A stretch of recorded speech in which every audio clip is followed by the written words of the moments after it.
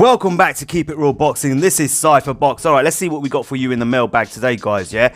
Right, so let's start with Haymon and Bob Arum. Right, okay, Bob Arum seems to have lost the plot a little bit lately, especially after Terence Crawford's victory over Amir Khan on Saturday night.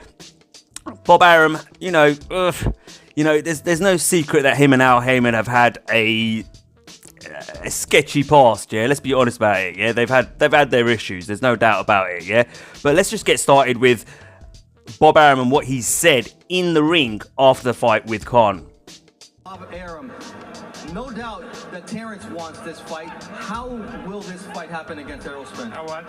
How can you make the fight happen against Errol Spence? Errol Spence. Well, listen, we want to fight Errol Spence. Terence wants, I think Errol wants a fight.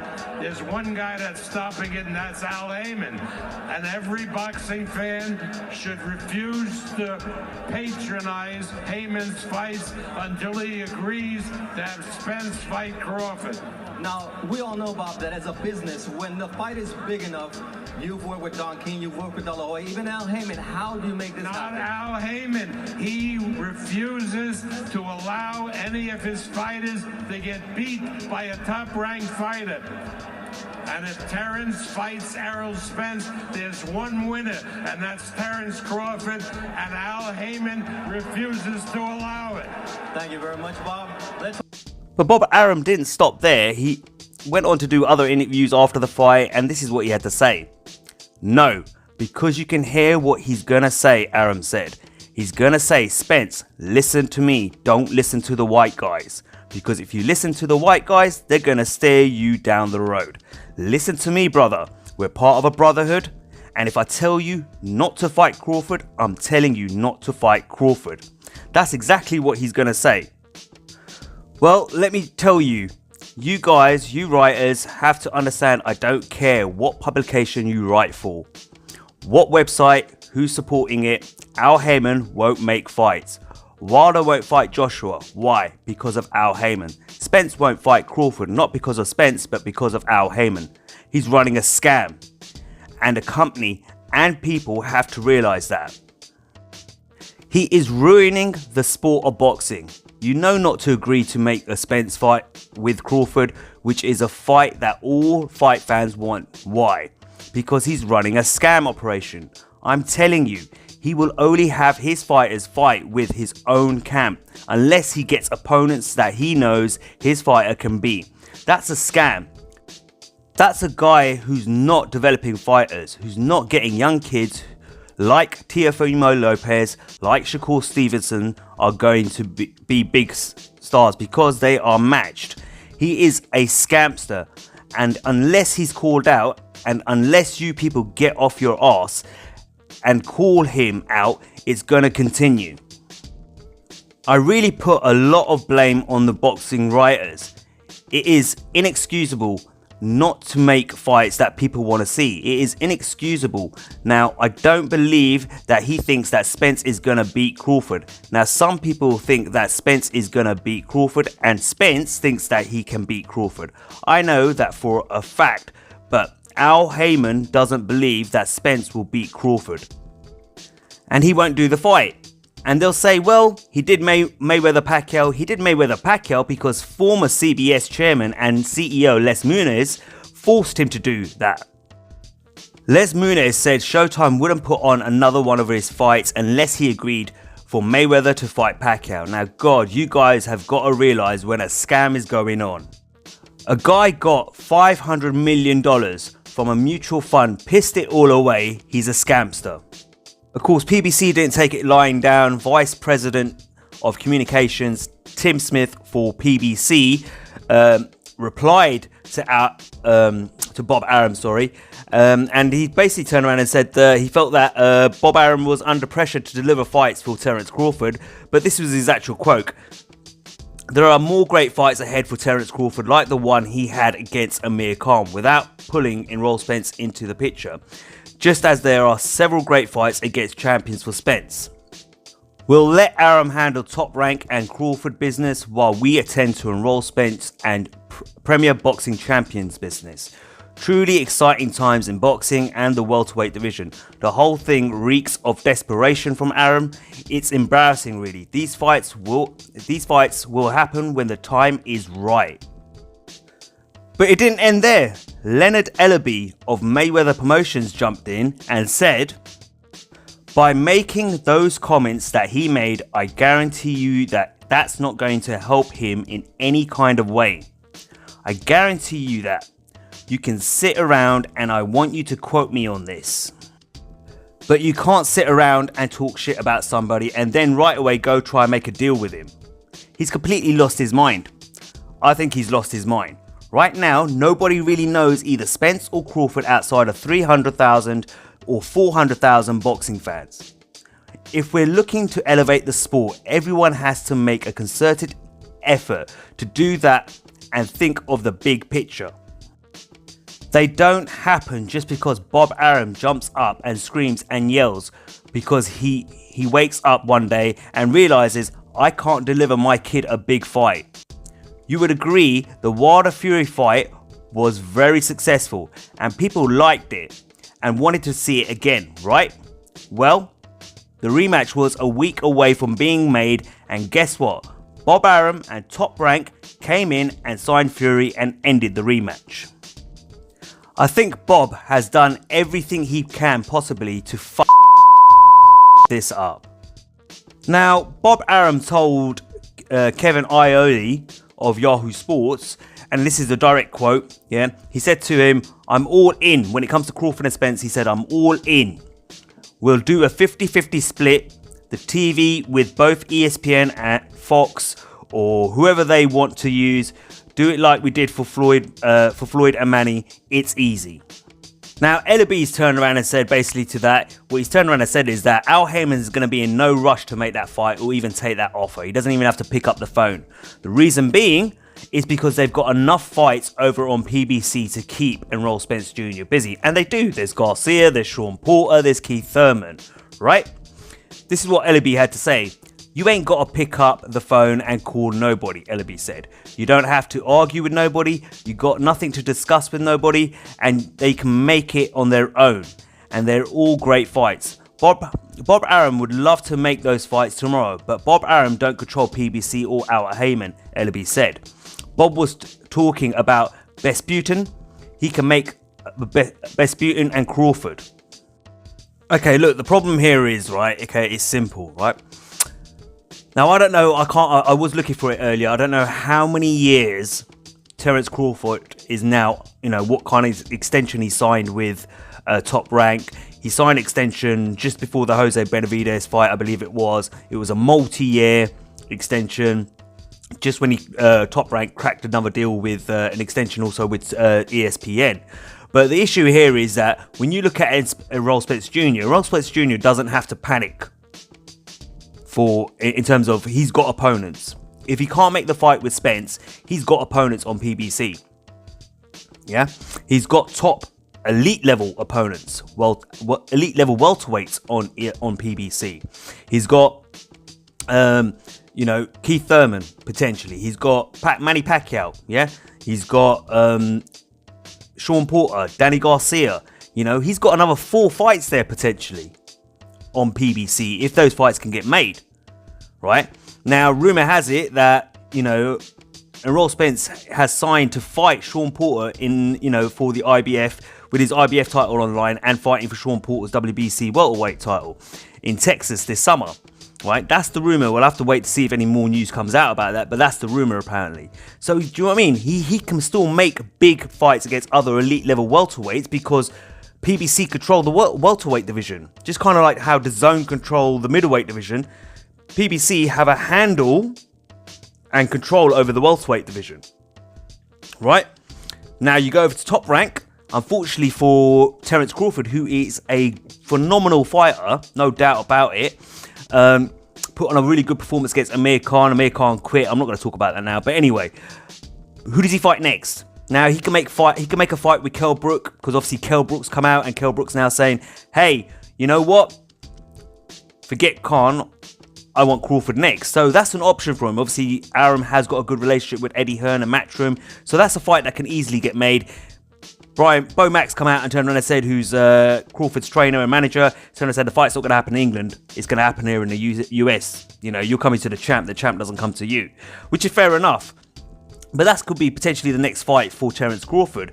But then after Kell Brook, who does he fight next?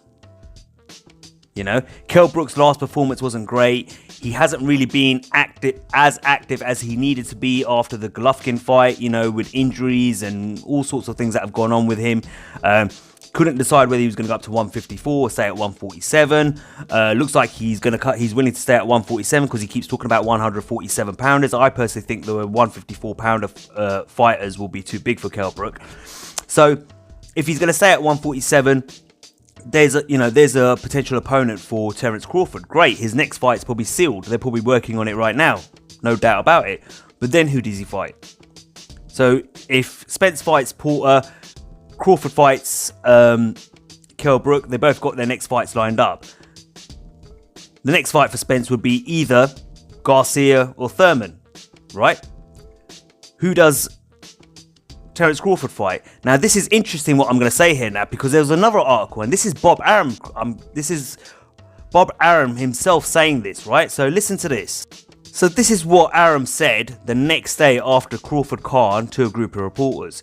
You know, a lot of guys that we're interested in fighting, like Kell Brook, has said that he wanted to fight Terence, and that would be fun. I mean, the other guys that Haymon has, I'm not really interested in. Sean Porter isn't a real fight for Crawford, and Danny Garcia is not a real fight. Keith Thurman isn't. The fight that's a real fight is Spence. Now, from what I understand, Danny Garcia has shown interest in fighting Terence Crawford, and he said he's willing to go over to ESPN to fight Terence Crawford if the money's right. So that means they've got to shell out some cash. So look, this is all boxing politics from Arum. Arum knows he hasn't got enough fighters to keep Terence Crawford busy, so he's got to start making it out like it's Al Haymon's fault that, you know, oh, Al Haymon doesn't want the fight, Spence, you know, it's all Al Haymon's fault, etc, etc, you know, in the hope to try and think that Spence will turn around and say, hey, I'm going to ESPN to fight for my next fight. It's not going to work, you know. He's playing, it's just boxing politics, really, yeah. He's under pressure to deliver. Right, Terence Crawford, you know, needs opponents. He needs to deliver opponents as his promoter. And at the moment, the list is running short for Terence Crawford. Let's be honest. But let's not forget as well, you know, it's not, you know, Errol Spence Jr., you know, he's made some weird comments over the last, you know, year or so as well.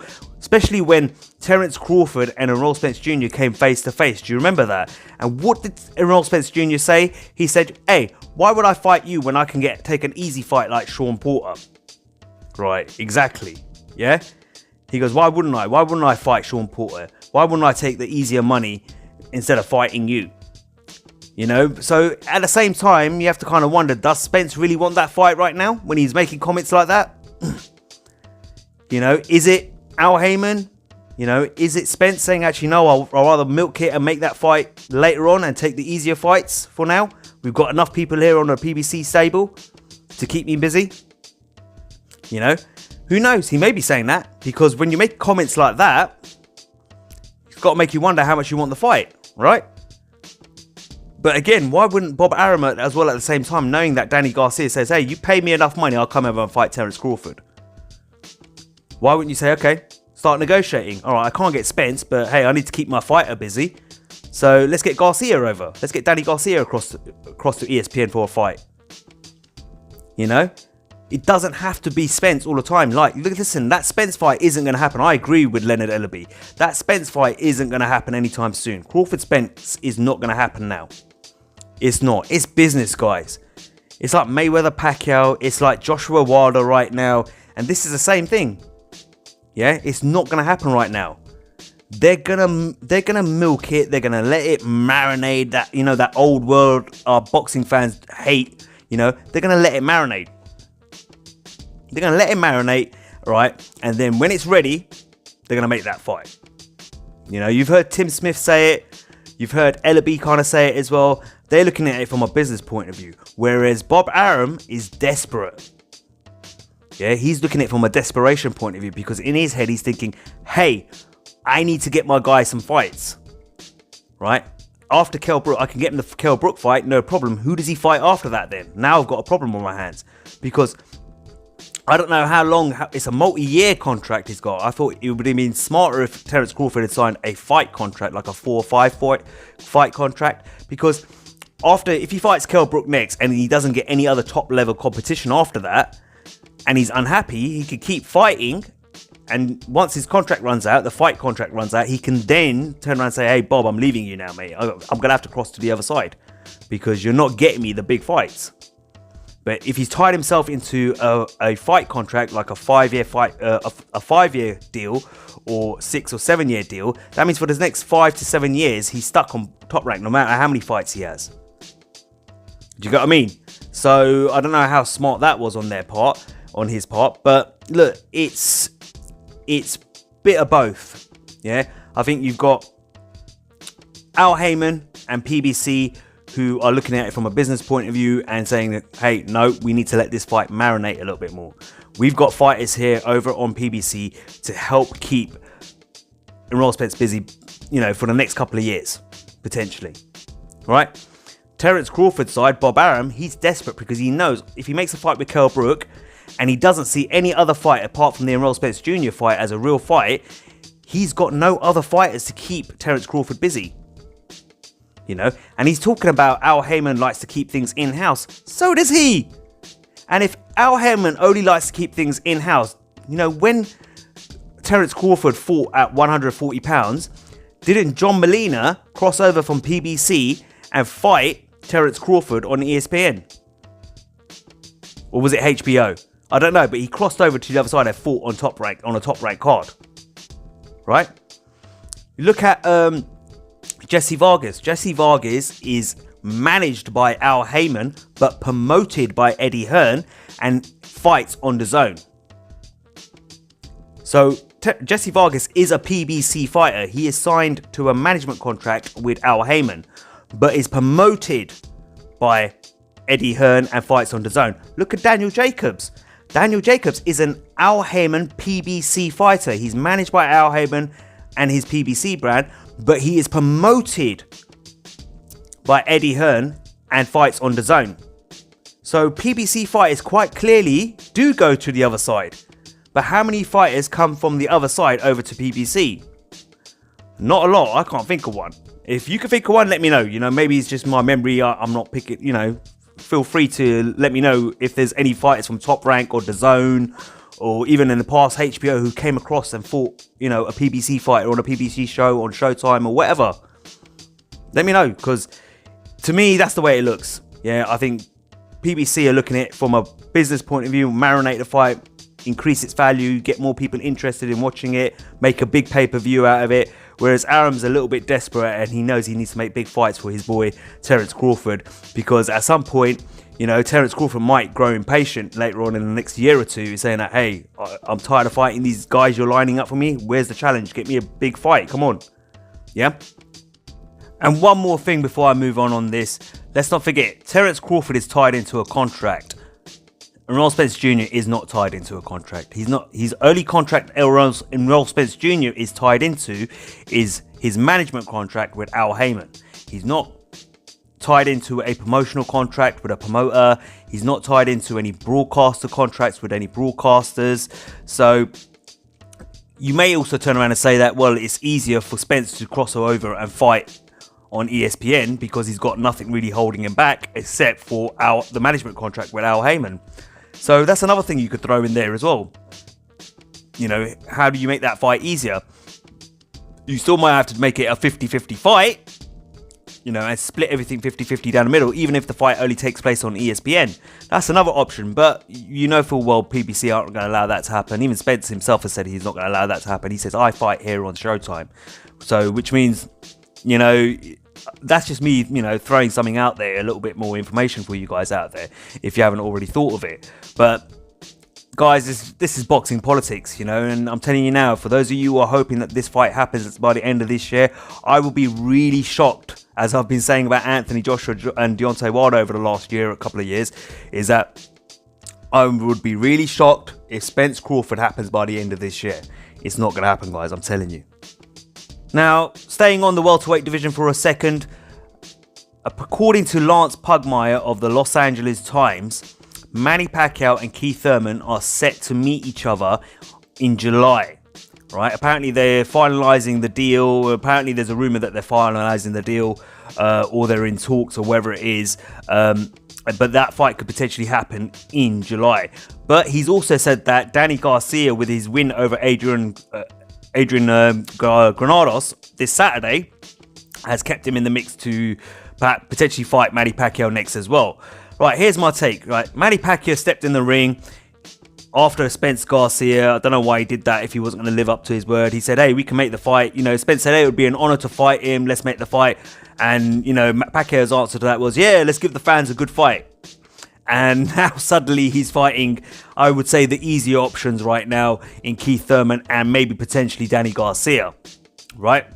Let's be honest, he's not going to fight Spence. Just like he's not going to fight Terence Crawford, he's not going to fight Spence either, yeah? Let's be honest, he's old, he's at the tail end of his career, he's lost a step, he's not as quick as he used to be, he's not as accurate as he used to be, in my opinion. You know, a lot of people blew him up after Lucas Matthyse's fight, but Lucas Matthyse was like Brandon Rios when Pacquiao fought him, a walking punch bag. Pacquiao's a great fighter, a legend. I've enjoyed his career massively. He's achieved great things.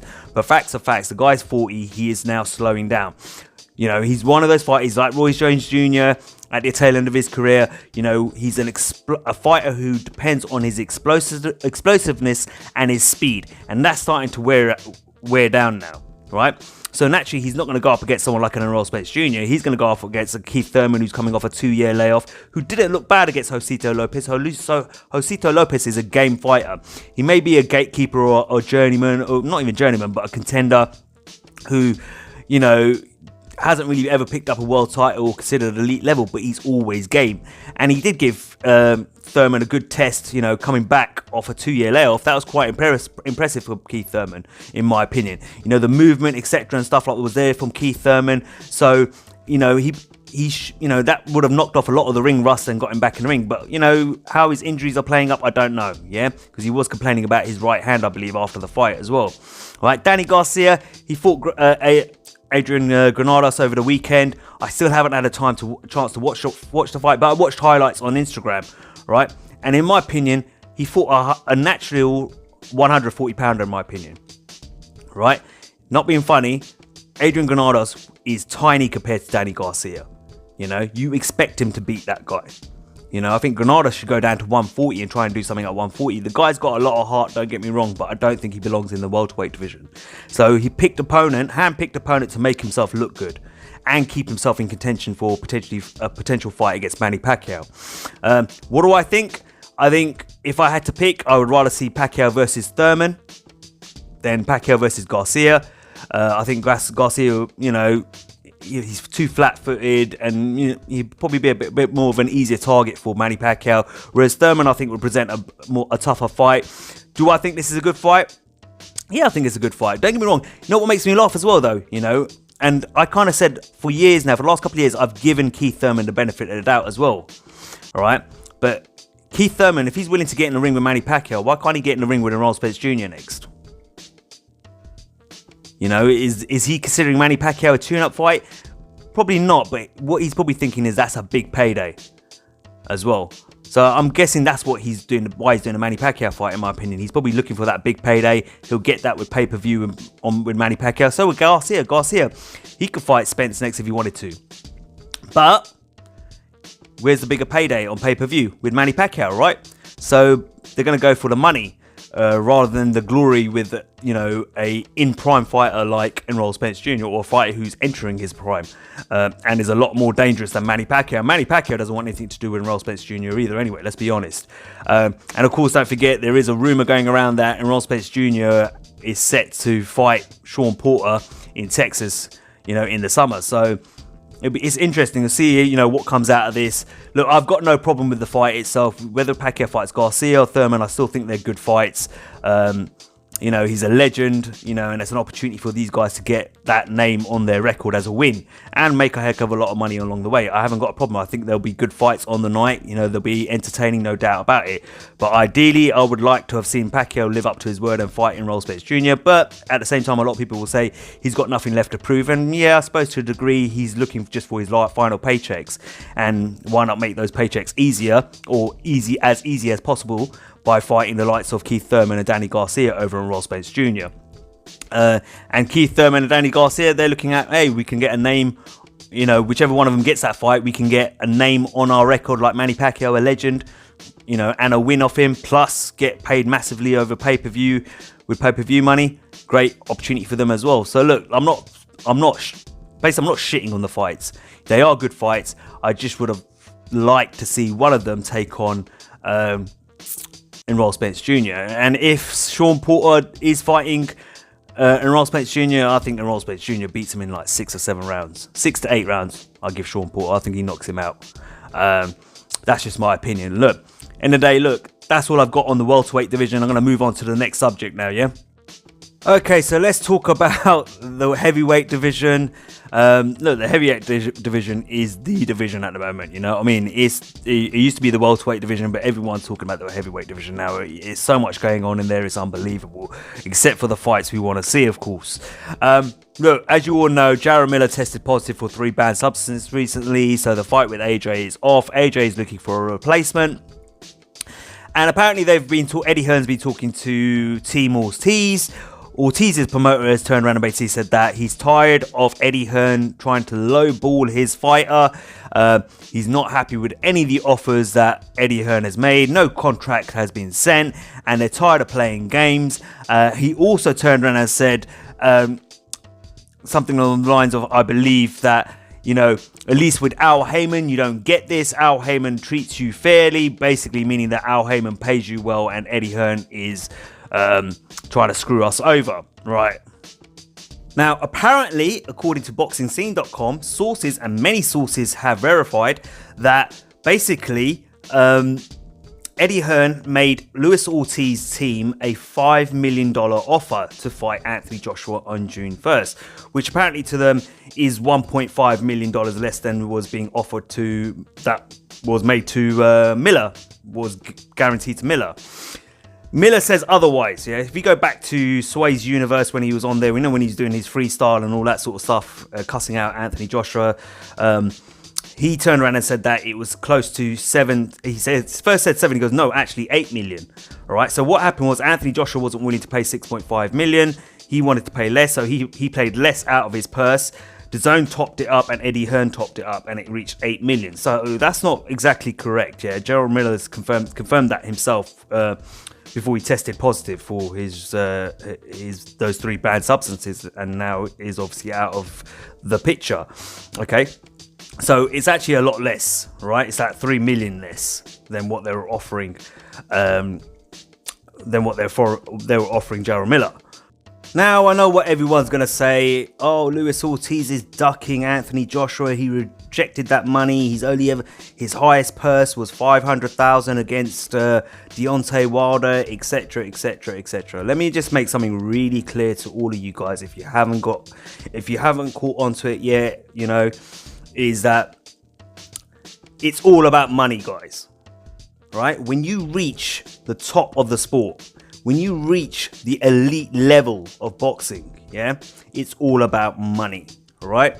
Okay, Deontay Wilder, it's all about money. Anthony Joshua, it's all about money. Dillian Whyte, it's all about money. Tyson Fury, it's all about money. Luis Ortiz, it's all about money, because I know a lot of you are going to say that, well, Luis Ortiz turned around and said that he will fight anyone, anywhere. He'll fight Anthony Joshua for any price, you know, a few months ago. That's just fighters talking. But then when they make those comments, then they go back to their teams, and their teams say, you dumb, what are you talking about? We can get you this, we can get you that, we can get you X amount. Yeah. Why would you go around and say that? Yeah.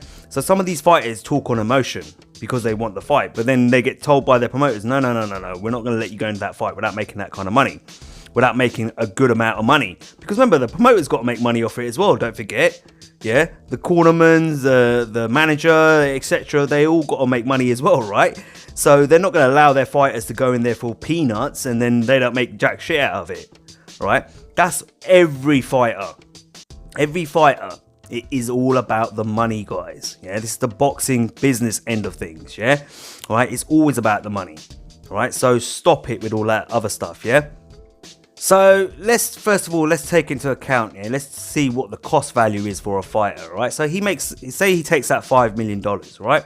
Okay, he has to pay his promoter out of that. He has to pay his manager out of that. He has to pay his trainer out of that. He's got to pay his cornerman out of that. He's got to pay for the cost of training. All that sort of stuff's got to come out of it as well, right? On top of that, he's got to pay taxes as well, right? So how much of that $5 million is really going to be left over for Luis Ortiz? Now, a lot of people are saying, well, this guy's at the end of his career. He's old. He needs to take this money. He's never going to get a payday like this ever again, etc., etc. I kind of think the opposite, right? You're right. He is at the tail end of his career. Yes, he is getting old. And yes, he does need the money. So why is he going to settle for less than $5 million when you take the cost out? When you take all the cost element out, he's going to walk away with probably half of that money, right?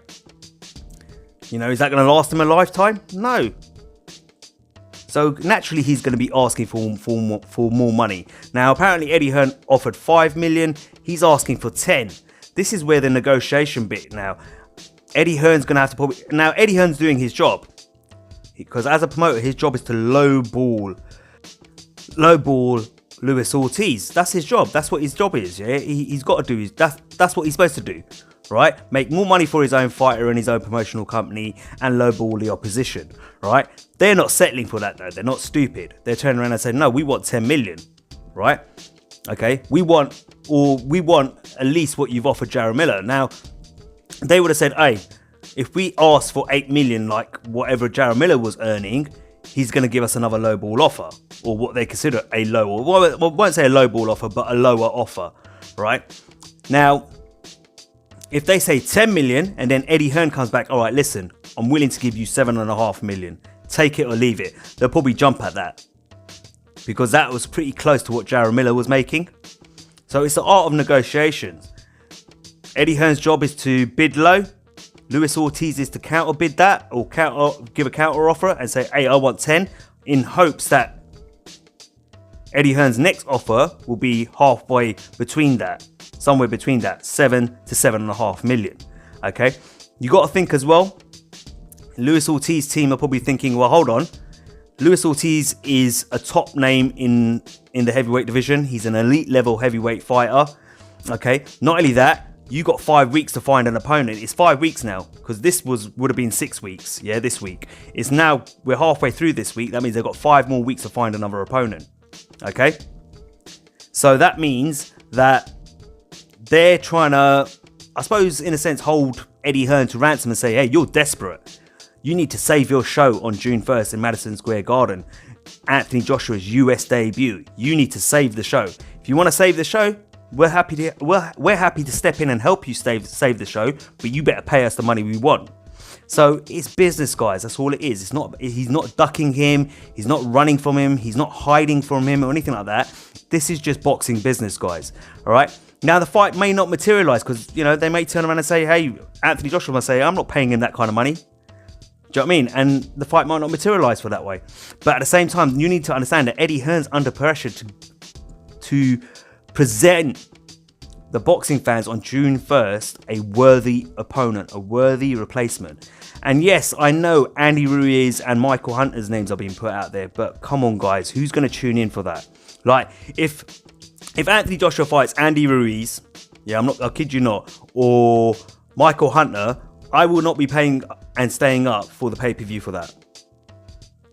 I personally am not going to give up my 20 quid here in the UK for that, or whatever it is. If he fights Luis Ortiz, damn right I'm going to stay up and I'm going to pay for the pay-per-view. But I'm not paying for that stuff because I'd rather just wait till someone puts it up on the internet, download it and watch it for free. If he fights Andy Ruiz or Michael Hunter. Straight up. I kid you not. You know, and I think a lot of people are going to go that way. So they have to think what is going to sell here in the UK and what is also going to sell out in the US. Because remember, they've got DAZN are looking to increase their subscription numbers. They're trying to promote and build over there in the US. And an Anthony Joshua fight versus Andy Ruiz or an Anthony Joshua fight versus Michael Hunter is not going to help the zone. So they need Luis Ortiz. Yeah, and not be funny, here's another point I'm going to make. If you already had money put aside to pay Jarrell Miller $8 million, then surely you've got that money still sitting there, and you've got that kind of money to be able to pay at least Luis Ortiz $7.5 million, $7 to $7.5 million, or even the full $8 million. You don't have to give him 10, but you say, hey, this is what we paid Jarrell Miller, this is what we were going to pay Jarrell Miller, this is what we're offering to you now. Yeah, we're not going to give you more than Jarrell Miller. Right? Now, if you look at the rankings, Luis Ortiz is ranked number 3 in the WBC. He's not ranked by the WBA because obviously he was kicked out of their rankings after the whole blood pressure pill thing. He's ranked number 8 in the IBF, and from what I could see on my screen, he's not ranked in the WBO either. But he is a top level, elite level fighter. We know that, right? Okay, and let's not forget, Luis Ortiz is also taking this fight on short notice. If he was to take this fight, it would be on short notice. He's not getting a full camp for it. Despite what you think, Anthony Joshua trains more than 12 weeks for a fight. He does, what I've noticed with Anthony Joshua, he does what Mayweather does, we used to do, right? So he'll start training way before a fight's made and confirmed, then the fight's announced, and then he has his 12-week training camp, right? So he's had weeks, months probably, of preparation, right? Maybe not for Luis Ortiz because he was preparing for Jarrell Miller, but he's still in. He's had a tougher camp than probably Luis Ortiz, where Ortiz is probably just going about doing his regular training just to keep himself in shape. Or Anthony Joshua's been training for a fight. So Luis Ortiz has only got 5 weeks. If he was to sign the contract by next week, he's got 4 or 5 weeks to get a full camp going for Anthony Joshua, the unified heavyweight champion of the world. Come on, guys. Yeah, so naturally he's going to think, well, that's a bigger risk he's taking. Yeah, because he's not having a full camp. So I want to make sure I get paid for it as well. Remember, these guys are prize fighters. I told you, prize fighters. They're fighting for a prize. Yeah, and I'm not just talking about the belts. I'm talking about the money too. Okay. Now, I hear a lot of people out there saying that, oh, you know why he doesn't want to take the fight is because of the VADA testing. The VADA testing, he's worried he's going to pop dirty. Well, go to his box rec and look what it says on his box rec. It says VADA CBP enrolled. Yeah, VADA, that's the WBC and VADA clean boxing program. He is enrolled in that. So he gets tested throughout the year anyway, right? And especially, I'm sure, since his failed test, back when he was originally supposed to fight Deontay Wilder, when he fell for the blood pressure pills, I'm sure they've been on top of that, and he'll be an idiot if he's going to end up pulling some sort of stunt like that, because do you know what I mean? End of the day, he's another fight. It's going to cost him money, yeah. So it would be pretty stupid on his part, if you ask me. So I'm not going into that excuse and that reasoning as to why the fight's not happening. Not only that, from what I understand, is that Luis Ortiz, if he can't get the money he wants for this fight with Anthony Joshua on June 1st, he's already been promised a rematch with Deontay Wilder. And from what I understand, they've offered Luis Ortiz apparently more money than Eddie Hearn's offered Luis Ortiz to fight Anthony Joshua. So that means they've offered more than $5 million. I don't know how much truth there is in terms of the money, but as you can see by the tweet I've just put up on the screen, Mike Coppinger has turned around and said it's no surprise. Luis Ortiz is with PBC and per sources has already been promised a Deontay Wilder rematch in 2019. So maybe that's why they're quite comfortable in turning around and telling Eddie Hearn, well, you know what, we don't want to mess around with you anymore. If you're not going to give us the money we want, or if you're not, going to give us at least what you gave Jarrell Miller, or what you were willing to give Jarrell Miller, then you know what, forget it, go find yourself another opponent. It's all right. In the back of their heads, they're thinking, well, we've been promised a rematch against Deontay Wilder, so we're lined up nicely anyway, regardless of whether we have a fight against AJ or not. So that's why they probably feel so confident. If they probably didn't have that fight lined up, maybe they would be willing to take the $5 million or $6.5 million or whatever. I don't know. But that's what Mike Coppinger said, and he's usually a pretty good source for this kind of information. Okay, so on to the middleweight division. All right, Tom Loeffler has recently done a couple of interviews, and he says Triple G, the reason Triple G signed with DAZN is because DAZN guaranteed Triple G a rematch, a third fight with Canelo Alvarez in the fall of 2019. Right? He basically says in the interview that I'll read it to you guys, hold on. Well, DAZN really aggressively pursued Triple G. When Canelo signed with DAZN, their goal wasn't, it was to sign Canelo, but really as part of the goal was to make the third fight with Triple G. Once they signed Canelo, they really went after Triple G, as did many other platforms. That's kind of where it started off. That whole building process, and the goal for DAZN is to make the third fight with Triple G. They made it clear on our side that the fastest path, the easiest path to making the Canelo fight was to sign with DAZN. That's what Triple G did, and they told us that they made it clear to Canelo a part of that big contract signed includes a third fight with Triple G. When you're paying whatever the number is, $365 million, whatever that number is, I think DAZN has a lot of leverage to say who they want as part of the deal, of that deal. So I can't get into the details of their side. From our side, they've made representations that the fight, if Canelo's successful, if Triple G's successful, that they'll do everything in their power to make sure that fight happens in the fall.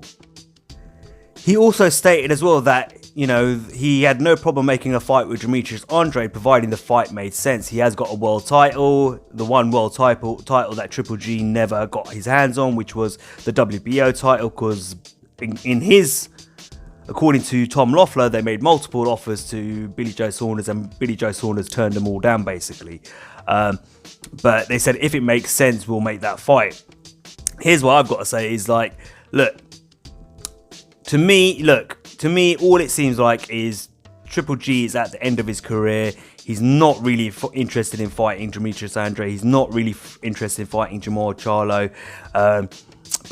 He's not interested in fighting Daniel Jacobs either. He just wants to make that fight with Canelo Alvarez, right? Because that's a big money fight. A third fight would be a massive fight. I think the first fight did 1.3 million pay-per-view buys, and the second fight did less, right? If I'm correct. But they still made a heck of a lot of money off that fight, of those two fights, yeah? So he's going to make those sort of fights, right?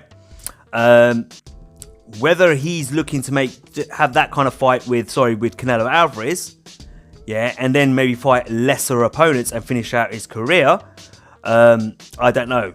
But look, to me, it doesn't seem like to me at this moment in time, the way they've talked over the last year or so, they're not interested in the likes of Demetrius Andre. They're not interested in the likes of Jermall Charlo. They're definitely not interested in a rematch with Daniel Jacobs. But the problem is, if Daniel Jacobs wins on Cinco de Mayo weekend, does he still fight Canelo Alvarez? The answer is yes, because he's also been quoted in the last few months. I think within the last 6 months, he's been quoted. Triple G to say that even if Canelo loses, I still want to fight Canelo, because he doesn't want anything else. He doesn't want anything to do with Daniel Jacobs or other fighters. That's just the way I feel. That's just my opinion. I could be wrong, and he could end up having those fights. I could be completely wrong. I'm not saying I'm right, but that's the feeling I get. Right, so it would be interesting to see what happens if Canelo Alvarez does lose to Daniel Jacobs. But he's made it quite clear, even if Canelo does lose to Daniel Jacobs, I still want the third fight with Canelo. He doesn't want to fight Daniel Jacobs, which is strange because you think you'd want your titles back. That's just the way I look at it anyway. And the other thing is, right, I know he hasn't fought since, what was it, last year, September? But this guy, Steve Rolls, or whatever his name is, I'm looking at the middleweight division rankings. Who is this guy? He's not in any of the WBC, he's not in the WBC, WBA, IBF or WBO top 15 rankings. I don't see his name anywhere. So like I understand you want to tune up or a slightly easier fight, knock the ring rust off and all that sort of stuff and get yourself back into that competitive mode, but at least pick someone in the top 15, surely. This is a guy he's probably going to beat or cream in 3 or 4 rounds. Anyway, look, that's just my opinion on it. Let me know what you think, yeah? Okay, I'm just going to finish up with some other bits of bits of news. So Sergey Kovalev has come out and said that fighting Arthur Beterbiev, the IBF light heavyweight champion of the world, is a priority of his. He says the two of them have got history. You know, I think he lost to Beterbiev in the amateurs. There's no secret that these two guys do not like each other. They have got a rivalry. And he says that, you know what, it is a priority of his to finally step in the ring with Arthur Beterbiev and handle their business. So I think that's a good fight, don't get me wrong. But remember, Sergey Kovalev has to get past Anthony Yarde. Anthony Yarde is due to fight him. Apparently, they've accepted a $4.2 million offer to fight Sergey Kovalev in Russia. We'll have to wait and see how that unfolds. But if he gets past Anthony Yarde, then you know what? We might see Arthur Beterbiev after that, which would actually be a really good fight. I would like to see these top light heavyweights now starting to mix it up. Bivol, what's the other guy? Volsky? I always get his name wrong, man. I bet that's not how you pronounce it, but you know who I'm on about, yeah? So, you know what? There's some real good names in the light heavyweight division. It's a real tough, competitive division, and I would like to see those boys start mixing it up a little bit. Right, on to Mikey Garcia. Mikey Garcia has officially vacated his WBC lightweight title, but he has been given the status of emeritus champion. Alright, what that basically means that he can vacate the belt. He's vacated the belt, he's no longer the WBC champion, but as the emeritus champion, he can come back and ask for a shot at the WBC title whenever he wants. Alright, so it's like Tony Bellew, right? Tony Bellew was the emeritus champion at cruiserweight, and after his second fight with David Haye, he said he wanted to fight Alexander Usyk. Alexander Usyk was holding the WBC belt, and he said he basically turned around and said, I want to challenge for the title as the emeritus champion. I want that fight next, and he got that fight next. So the same with Mikey Garcia. He can come back whenever he wants to the lightweight division, 135 pound, and he can ask for a shot at the WBC title anytime he likes. Our very own Luke Campbell, who is the mandatory challenger to that WBC title that Mikey Garcia was holding, will get to fight for a vacant WBC title now. I like Luke Campbell. I think Luke Campbell deserved that shot. I definitely believe Luke Campbell beat Jorge Linares when they fought. I think he should have been the world champion since then, but unfortunately the decision didn't go his way. So hopefully we'll get to see Luke Campbell pick up a world title finally. So I'm looking forward to that as well. Last bit of news from the welterweight division. Obviously, I forgot to mention this earlier on when I was talking about the welterweights, is that Victor Ortiz has put his hands up to say that he's willing to fight Marcos Maidana in his return fight. Obviously, as you know, Maidana's currently training to make his comeback, looking to cut the weight at the moment. And he will be looking for an opponent, and Victor Ortiz has put his hands up. Should be a pretty easy fight for Maidana. We know what Victor Ortiz is all about. He's not really a fighter, to be honest with you. He doesn't really love the sport, in my opinion. And he pops his head out once in a while when he needs a paycheck. That's just the way I look at it. Yeah, the guy, he's not a real competitor. In my opinion, has no aspirations or ambitions to be a world champion. But when he sees an opportunity to get paid, he pops his head out and goes and collects that check. For him, boxing, in my opinion, is a job, not a passion. And it hasn't been for some time, in my opinion. All right, guys, that's all I got for you on this one. This video's gone a little bit longer than I wanted to. The whole idea of the boxing mailbag is that it's supposed to be quick and straight to the point and give you just the news content for the day. I've ended up giving you a lot of my opinion. I can't help it, you know what it's like. But I will try and shorten up this video so it's not as lengthy. Some of these topics I will probably back up on in my weekly podcast called Bout the Ropes, which will be uploaded on Monday. Don't forget to follow me on social media. Follow me on Instagram at Keep It Real Boxing, where I do I do all my social media stuff. Yeah, you go on there, I put content, pretty cool pictures, and give you daily inputs about news, what's going on, etc, pictures, vids, everything, right? Follow me on Twitter at Keep It Real Box, and follow me on Facebook, Keep It Real Boxing. As always, remember to like, share, and subscribe. Until next time, this is Cypherbox reminding you to keep it real.